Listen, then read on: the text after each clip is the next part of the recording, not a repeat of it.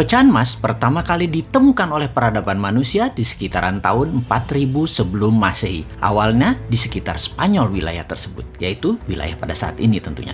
Kemudian 3000 tahun sebelum Masehi diolah oleh tangan terampil bangsa Mesir. Karena keterbatasan jumlah emas yang indah bentuk serta warnanya, maka emas dijadikan logam mulia hingga di tahun 1000 sebelum Masehi, di mana emas menjadi alat tukar setelah transaksi barter, dan emas menjadi fungsi alat tukar yang terpercaya di semua bangsa. Emas sebagai alat tukar bertahan hingga 1500 tahun. Kemudian peradaban Tiongkok membuat emas yang besar dan berat digantikan dengan surat senilai yang bisa dipecah-pecah hingga pecahan kecil. Dan inilah pertama kali dunia mengenal uang kertas. Berlanjut ke Eropa di abad pertengahan, di bawah Knight Templar, koin emas, koin perak disimpan di kastodian untuk pilgrim peziarah ke Yerusalem diganti dengan surat berharga, di mana surat berharga tadi bisa ditukar koin di Yerusalem. Surat berharga tadi hanya dihargai oleh sesama Templar. Kalau dirampok di tengah jalan, surat berharga tadi tidak berlaku. Harta koin emas dan perak tetap aman. Itulah pertama kalinya dunia mengenal 3 sistem, yaitu penyimpanan koin nomor 1, kedua surat berharga, dan ketiga transferring system yang saat ini semua disebut dengan banking system. Lalu 500 tahun kemudian bank pertama di dunia lahir di wilayah Italia, dan 100 tahun kemudian mata uang kertas pertama dengan sistem perbankan diperkenalkan di wilayah yang sekarang disebut Swedia. Disinilah timbul distorsi. Jumlah uang beredar ternyata tersering lebih banyak dari emas yang disimpan yang harusnya ada di kastodian atau di bank metal atau tempat simpanan cadangan metal berharganya. Sejak beberapa tahun ini timbullah keinginan banyak bangsa untuk kembali menggunakan emas sebagai alat tukar. Emas tidak mengenal inflasi. Emas nilainya stabil dan harga emas di seluruh dunia nilainya sama. Emas pecahan yang sulit dibagi secara fisik diganti dengan uang akhirnya terpecahkan solusinya. Dengan sistem digital, emas Anda bisa dipecah-pecah hingga pecahan desimal terkecil. Sistem dinaran adalah ekosistem emas fisik. Untuk memindahkan fisiknya, Anda bisa dengan sistem digital. Sekali lagi kita ingatkan, yang digital adalah sistemnya. Emasnya ya emas. Mau diambil fisiknya boleh, minimum 1 gram. Mau disimpan juga boleh. Mau diberi atau dikirim ke sesama akun dinaran juga boleh. Mau diambil fisiknya di kantor dinaran, silahkan. Mau dikirim ke seluruh Indonesia, bisa. Dinaran bermitra dengan Antam dan memiliki jaminan deposit lainnya lagi dengan perusahaan tambang emas milik salah satu pemilik dinaran, yaitu Bapak Gita Wirjawan. Sebuah perusahaan terbuka dengan cadangan emas mendekati 11 ton. Dengan sistem digital tersebut yang bisa memberikan emas kepada sesama akun dinaran, inilah sebuah disrupsi besar yang dilakukan oleh produk putra bangsa Indonesia untuk dunia, dimulai dari Indonesia. Selamat bergabung di Dinaran, selamat menabung, selamat memberi emas.